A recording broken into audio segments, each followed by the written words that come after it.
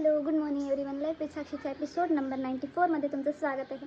तर आज मी घालून चालली आहे ट्रेडिशनल वेअर, कारण की आज आमच्या कंपनीमध्ये आहे गोकुळाष्टमी सेलिब्रेशन कसं झालं मी तुम्हाला सांगणारच आहे. आज मला आवरायला एवढं लेट झालं होतं की आज फक्त व्हिडिओ रेकॉर्ड करायला माझ्याकडं 5 मिनिट आहेत. तेवढ्यातच मला सगळं रेकॉर्ड करायचं आहे आजचं, म्हणजे जातानाचं. आल्यावरती मी तुम्हाला सांगितलंच काय काय झालं ते. बाय. काल कंपनीमध्ये पण श्रीकृष्ण जयंती साजरी केली. 2 मटक्या लावल्या होत्या, एक मुलांची एक मुलींची. तर खूप मज्जा आली काल. आणि पहिला फंक्शन होता माझं जॉईनिंग झाल्यानंतरचा. मज्जा आली आणि सगळ्यांनी डान्स वगैरे केला. DJ होता मस्तपैकी.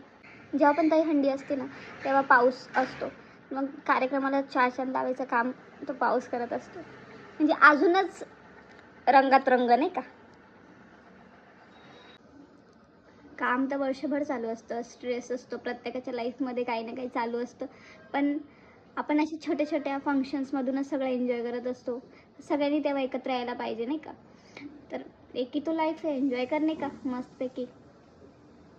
तर काल भारी वाटलं एकदम. सगळ्यांनी एन्जॉय केलं, लहानांपासून मोठ्यांपर्यंत सगळ्यांनी एन्जॉय केलं. फंक्शन खूप लेट सुरू झालं होतं, ते म्हणजे 5 वाजता सुरू झालं होतं. तर एकंदरीत 7च्या आसपास कार्यक्रम संपला, कारण की सगळ्यांनीच एन्जॉय केलं.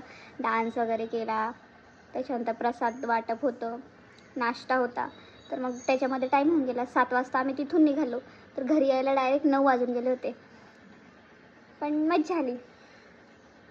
आणि नेमके काल माझी आत्या, मामा आणि भावाची पोरगी 3 जण आलेले होते. पण मला टाईम होऊन गेला, त्याच्यामुळे मला त्यांना भेटायलाच मिळालं नाही. काल मला घरी यायला खूप लेट झालं होतं, त्याच्यामुळं मी काल घरी आल्यानंतर काहीच रेकॉर्ड केलेलं नव्हतं. डायरेक्ट जेवण केलं आणि झोपून घेतलं. सगळं मी आज रेकॉर्ड करते आणि तुम्हाला सांगते. बाकी भेटूयात पुढच्या भागात, म्हणजे आजचाच दिवसभराचं येणार तुम्हाला उद्या सगळं. Bye bye.